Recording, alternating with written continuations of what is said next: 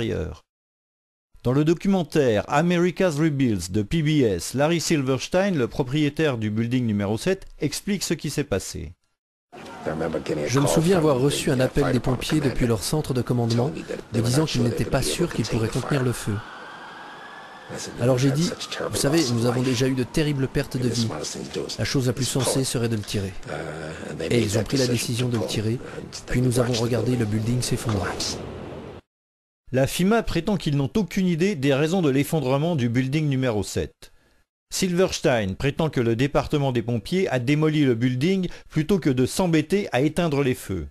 Cependant, cela prend plus de quelques heures pour mettre en place la démolition d'un gratte-ciel d'une telle structure. De plus, le building n'avait que de faibles incendies, les locataires n'ont pas eu la possibilité de sauver leurs biens, et la zone grouillait de sauveteurs à la recherche de survivants. Qui pourrait alors penser à démolir ce building pendant un tel désastre? Est-ce que ces points suspects sur ce building numéro 7 ne justifieraient pas une enquête plus approfondie? Dans les 3 jours qui ont précédé les attentats du 11 septembre, de riches investisseurs ont fait des placements louches sur lesquels ils ont parié que la valeur des actions de United et American Airlines s'effondrerait. Après les attentats, ils ont fait des profits en millions de dollars. Beaucoup de personnes assurent que ces investisseurs savaient que les attentats allaient avoir lieu et qu'ils en ont tiré profit. Qui étaient ces investisseurs? Des agences du gouvernement des États-Unis et d'autres nations ont commencé une enquête internationale pour déterminer qui étaient ces gens et s'ils savaient que les attentats allaient arriver. Cette enquête internationale a été lancée il y a 3 ans déjà. Nous attendons toujours leurs conclusions. Cela n'indique-t-il pas que quelqu'un a mis un terme à toutes ces enquêtes? Est-ce que des terroristes ont les moyens d'arrêter une enquête d'une telle importance, et dans des pays aussi différents? Les tours ne se sont pas simplement écroulées ou réduites en débris. Au contraire, comme le montrent les jets de poussière expulsés à grande vitesse des fenêtres, cette partie de la tour s'est désintégrée.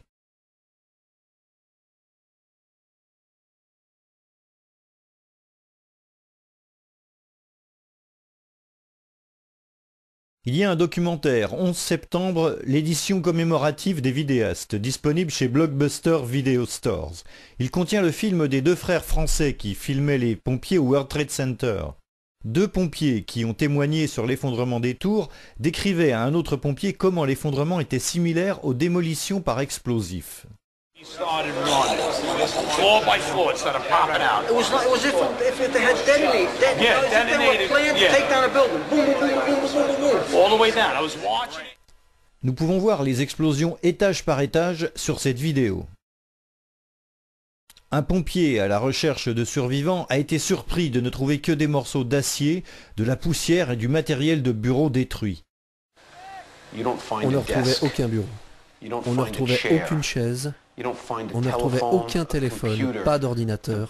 La plus grosse pièce d'un téléphone que j'ai trouvée était la moitié de son clavier, et c'était gros comme ça. Comme on l'a dit plus tôt, une carte thermique des décombres a été créée 5 jours après les effondrements. La vue est une vue satellite des décombres.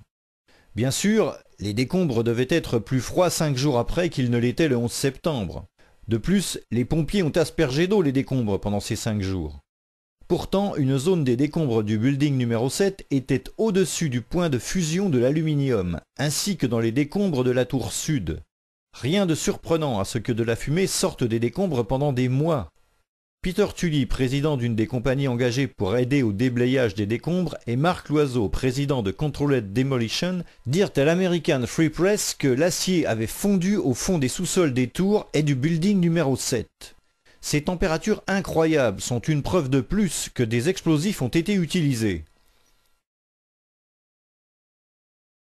D'après les scientifiques qui ont analysé les enregistrements sismiques, la tour nord s'est effondrée en 8 secondes. L'effondrement a commencé autour du 94e étage, près de cette femme. Cela veut dire que 94 étages ont été détruits à une vitesse moyenne de 10 étages par seconde. Si cette femme avait jeté une pièce métallique depuis le bord, elle aurait atteint le sol 8 secondes plus tard. La formule pour calculer cela est très simple, si l'on ne tient pas compte de la résistance de l'air. 94 étages par 3,66 m par étage égale 344 mètres. Divisez ça par 9,81 sur 2 et extrayez-en la racine carrée, vous obtenez 8,4 secondes. Cela signifie que la tour nord s'est effondrée aussi vite que tombent des objets quand l'air n'offre pas de résistance.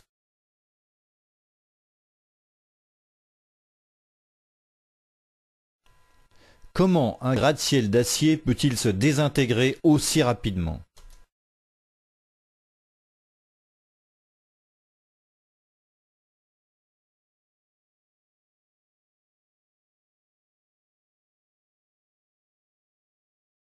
La version officielle dit que le vol 77 a piqué en effleurant des voitures lors de son approche finale vers le Pentagone. Mais qui peut piloter un avion de ligne aussi massif, si près du sol, à 600 km/h ? Des photos du Pentagone prises immédiatement après le crash montrent quelques feux, mais il n'y a aucun trou dans le bâtiment assez large pour un Boeing 757. Comment l'avion s'est-il crashé dans le bâtiment sans éclater un trou dans le mur ? Et sans laisser de débris sur la pelouse. Il n'y avait aucune trace de l'avion après l'effondrement. C'était un Boeing 757 de 60 tonnes à vide. Pourtant, seulement de petits morceaux ont été trouvés, comme cette légère pièce. Un seul réacteur a été trouvé, et il était petit. Un Boeing 757 a 2 réacteurs de 3 mètres de diamètre. Comment un tel avion avec de si gros réacteurs peut-il laisser de si petites pièces ? Et pourquoi ce chien n'a-t-il pas retrouvé la moindre trace des corps des 64 passagers ? Les photos prises pendant le nettoyage ne montrent pas de reste de l'avion, pas de reste de corps humain, de bagages ou de sang.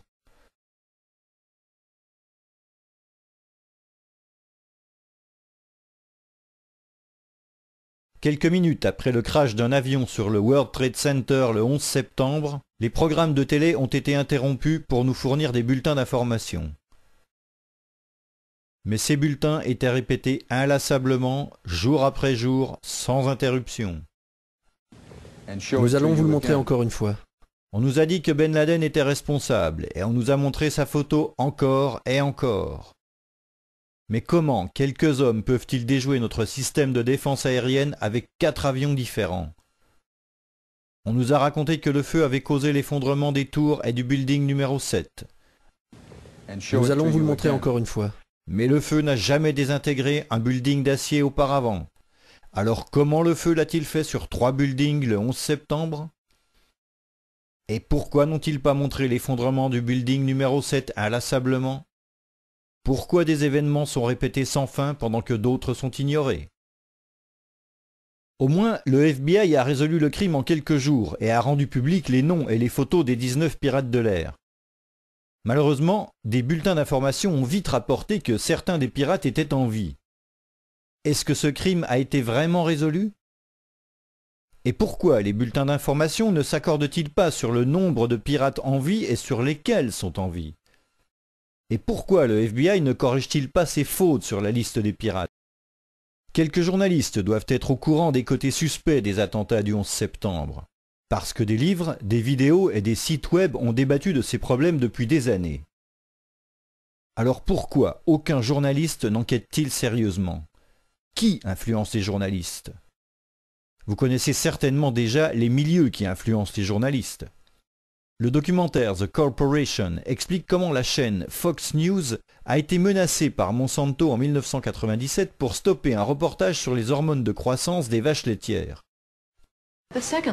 Dans la seconde lettre, qui est encore plus dure, il est dit qu'il pourrait y avoir de dures conséquences pour Fox News si l'histoire arrivait en Floride. Et cette fois, ils ont eu peur. Ils ont eu peur d'être poursuivis en justice et de payer les publications de jugement. En juillet 2004, MoveOn, une association d'action civique, a porté plainte avec la Commission fédérale des communications contre les républicains à travers Fox News. Une annonce de MoveOn a